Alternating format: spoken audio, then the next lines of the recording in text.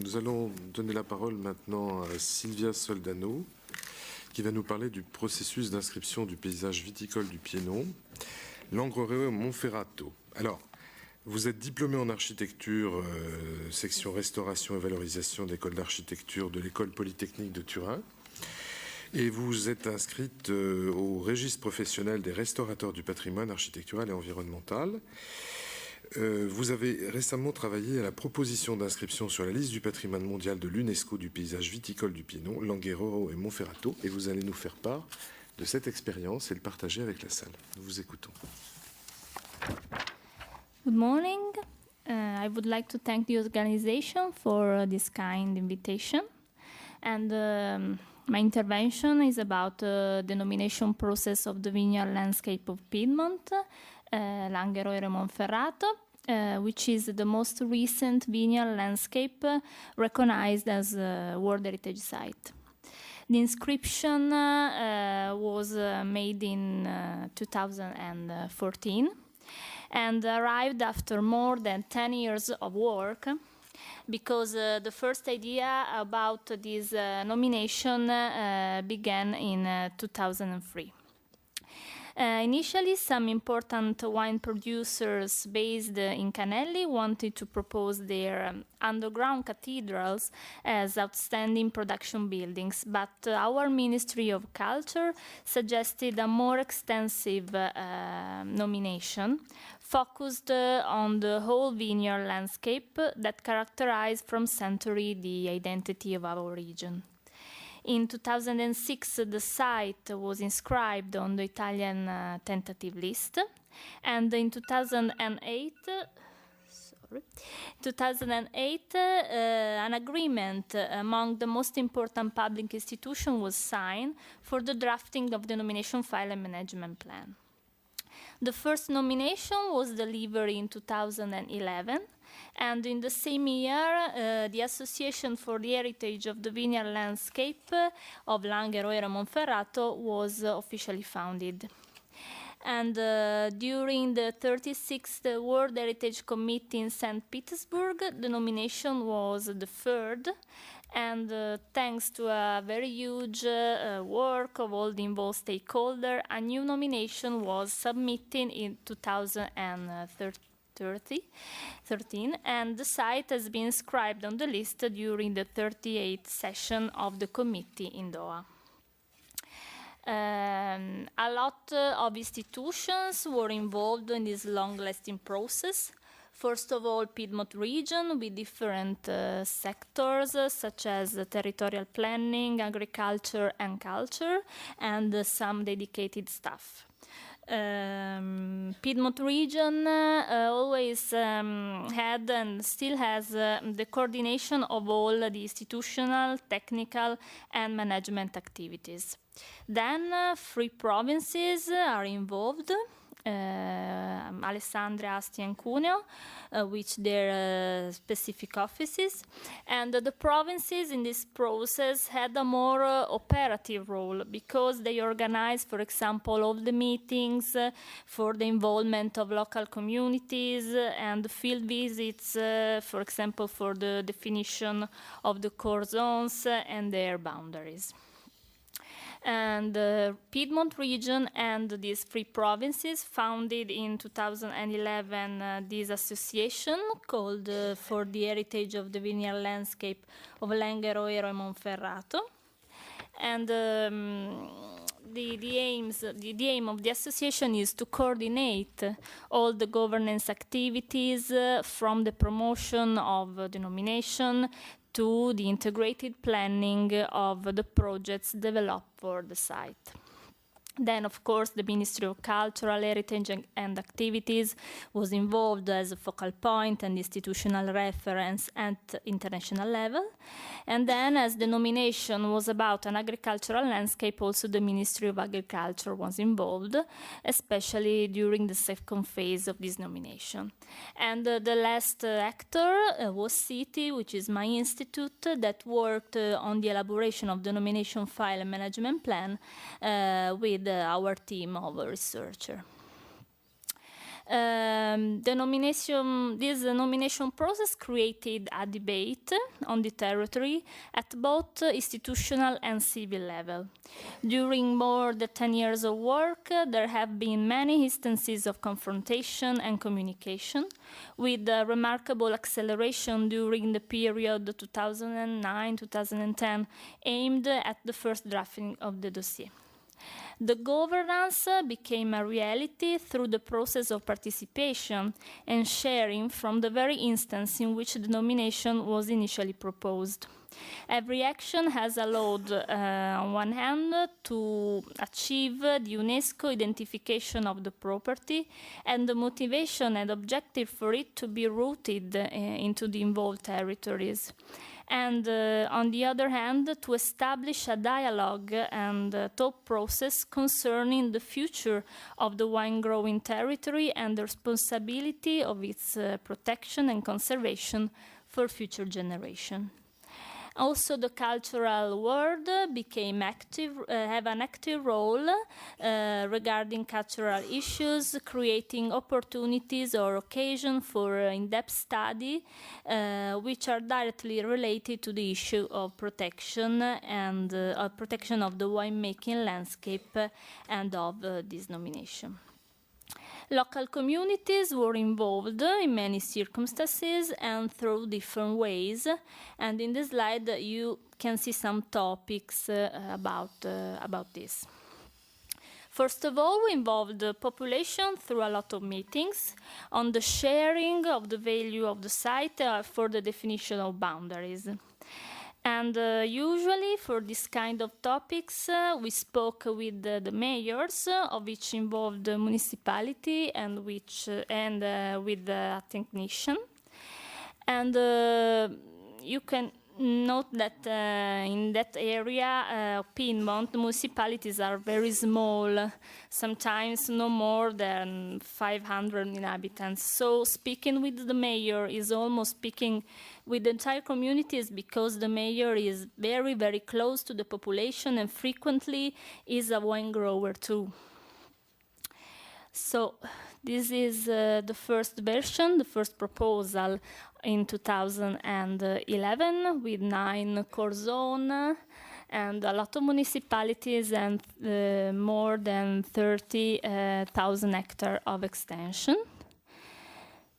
And this is the final version of the nomination. And so this is our site, which is a serial site with 6 core zones, 29 municipalities, and more than 10,000 hectares of extension. The site represents the numerous aspects of this millenary wine tradition that characterized our region, and it involves 4 most characterizing excellent production chains, 1 monument with a leading historical role in the development of our enology, and a particular type of vernacular architecture.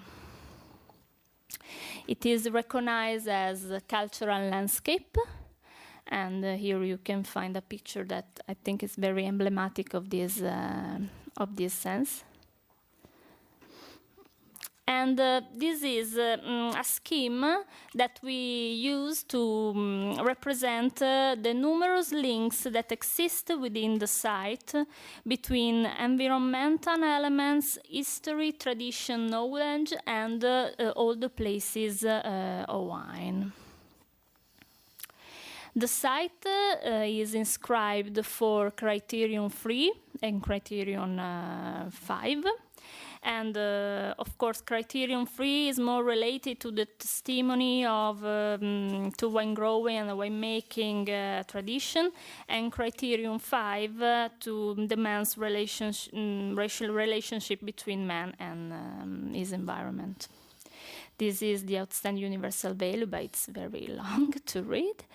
And very briefly, here is the first component, maybe it's the most famous because it's the Langhe of Barolo, which includes the territory of cultivation of Nebbiolo, grape variety from which Barolo wine is a product.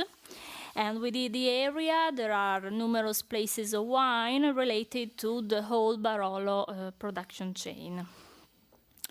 Component 2 is Grinzane Cavour Castle, which was home of Camillo Benso Conte di Cavour during the first half of 20th century.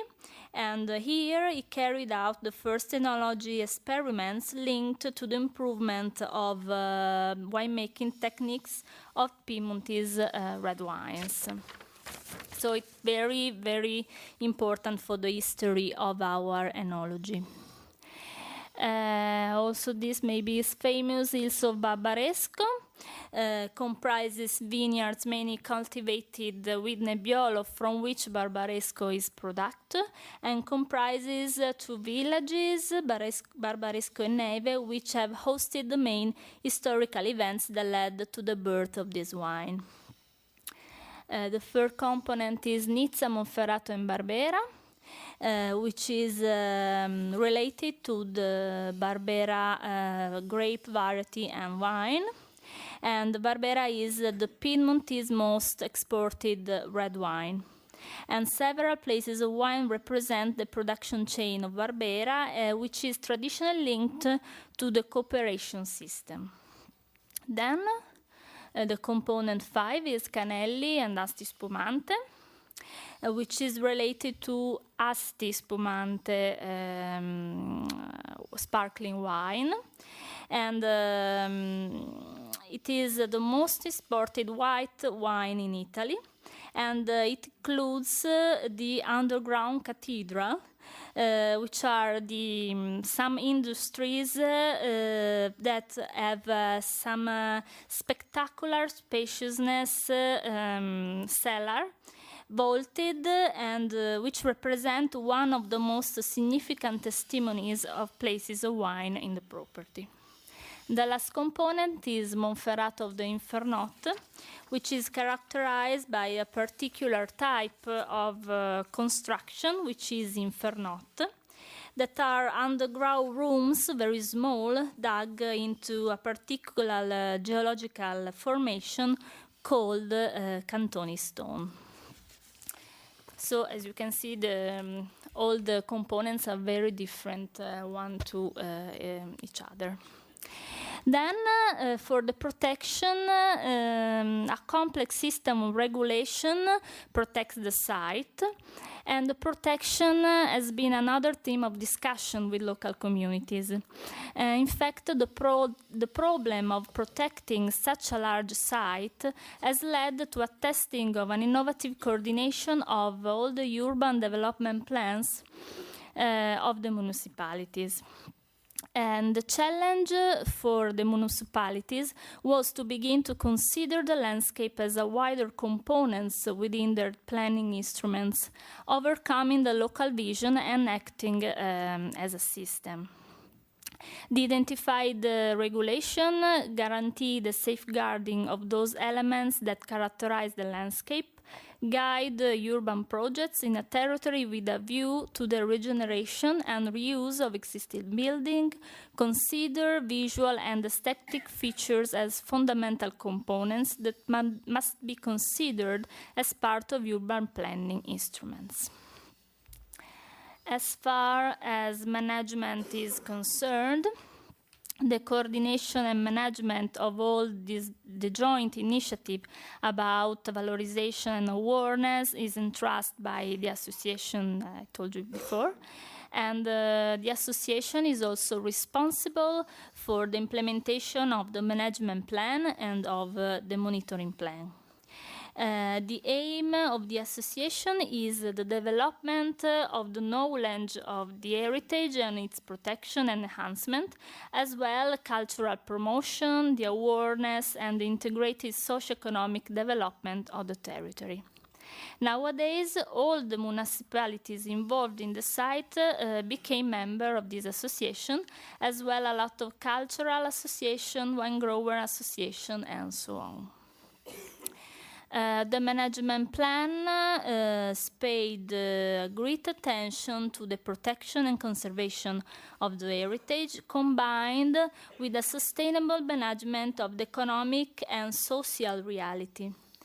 In such vast and complex territorial context in which the work of man has created exceptional values, the only sustainable management is the one allowing this living balance without either pushing towards an immobilizing conservation or permitting a destructive search for economic growth.